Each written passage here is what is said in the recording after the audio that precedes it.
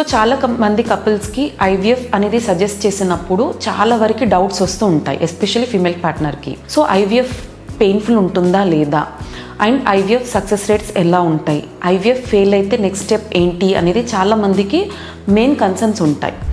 So IVF ఇంజెక్షన్స్కి మనం జనరల్గా ఏం అడ్వైస్ చేస్తాం, 10 days ఆఫ్ ఇంజెక్షన్స్ తీసుకోవాలి అనేది అడ్వైస్ చేస్తాం. సో ఇంజెక్షన్స్ అన్నీ కూడా సబ్క్యూటేనియస్ ఉంటాయి. సో చాలా వరకు లెస్ పెయిన్ ఉంటుంది. సో ఇంజెక్షన్స్ అనేటివి almost mild pain to minimal pain అనేది ఉంటుంది. సో ఇంజెక్షన్స్ వల్ల సైడ్ ఎఫెక్ట్స్ అంటే చాలా వెరీ మినిమల్ సైడ్ ఎఫెక్ట్స్, అంటే just like little bit pain ఉంటుంది. అండ్ ఓవరీస్ అనేటివి ఎగ్స్ పెరిగే కొద్దీ ఓవరీస్ కూడా సైజ్ పెరుగుతూ ఉంటుందన్నమాట. సో దానివల్ల లిటిల్ బిట్ డిస్కంఫర్ట్ అంటే లైక్ బ్లోటింగ్ ఉండడం, లిటిల్ బిట్ స్టమక్ పెయిన్ ఉండడం అనేది కూడా కొంతమందికి చూస్తూ ఉంటాం. బట్ అన్బేరబుల్ పెయిన్ అలాంటివి ఏమైతే ఉండవు.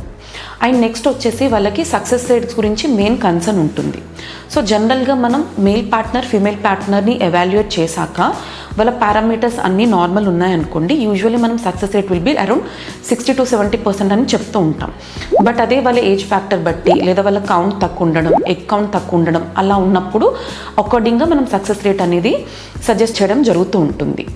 అండ్ వన్ మోర్ థింగ్ ఏంటి అంటే, బిఫోర్ ప్లానింగ్ ఫర్ ఐవీఎఫ్ఏ మీకు డాక్టర్ అనేది డీటెయిల్గా చెప్తూ ఉంటారు సక్సెస్ రేట్స్ ఆఫ్ ఐవీఎఫ్ ఎలా ఉంటుంది, 10 days ఇంజెక్షన్స్లో మనకి ఎటువంటి minimal side effects can you expect అనేది ముందే ఇన్ఫార్మ్ చేసి వాళ్ళకి ఐవీఎఫ్ అనేది ప్లానింగ్ చేస్తూ ఉంటాం. అండ్ కొంతమందికి ఇంకొక డౌట్ ఉంటుంది, లైక్ ఐవీఎఫ్ అంటే embryo transfer first time fail అయితే నెక్స్ట్ ఏ స్టెప్, ఎలాంటి ట్రీట్మెంట్ ఉంటుంది అనేది అనుకుంటూ ఉంటారు.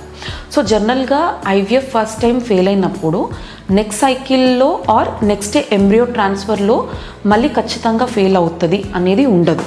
సో ఫస్ట్ టైం ఫెయిల్ ఎందుకు అయింది అనేది రీజన్ ఫైండ్ అవుట్ చేస్తాం.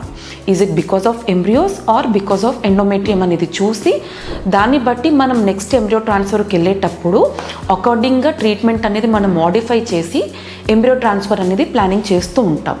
అలా కాకుండా సపోజ్ మనకు ఫస్ట్ ఐవీఎఫ్ సైకిల్లో ఎంబ్రియోస్ పూర్ క్వాలిటీ వచ్చాయి, మళ్ళీ నెక్స్ట్ సైకిల్లో ఇంకా ఎంబ్రియోస్ లేవు అనుకోండి, దానికి అకార్డింగ్గా మనం నెక్స్ట్ సైకిల్లో మళ్ళీ ఐవీఎఫ్ఏ అడ్వైస్ చేయాలా, ఐవీఎఫ్ అడ్వైస్ చేసినప్పుడు కూడా సెల్ఫ్ గ్యామెట్స్ అడ్వైస్ చేయాలా లేదా డోనర్ గ్యామెట్స్ అడ్వైస్ చేయాలా అనేది పేషెంట్ కండిషన్ బట్టి, పేషెంట్ ఏజ్ బట్టి అండ్ పేషెంట్ స్కానింగ్ ఫైండింగ్స్ ఇవన్నీ బట్టి కూడా డిసైడ్ చేయడం జరుగుతుంది. సో జనరల్గా ఫస్ట్ ఐవీఎఫ్లోనే ఆల్మోస్ట్ 70 to 80% కపుల్స్ అనే వాళ్ళు సక్సెస్ అవుతారు. ఈ రిమైనింగ్ 10 to 20% ఎవరైతే ఉంటారో ఆల్మోస్ట్ సెకండ్ ఎంబ్రియో ట్రాన్స్ఫర్లో డెఫినెట్గా వీళ్ళకి ఆల్మోస్ట్ ఒక 10 to 15 మెంబర్స్ కూడా కన్సీవ్ అవ్వడం అనేది కామన్గా చూస్తూ ఉంటాం. Thank you.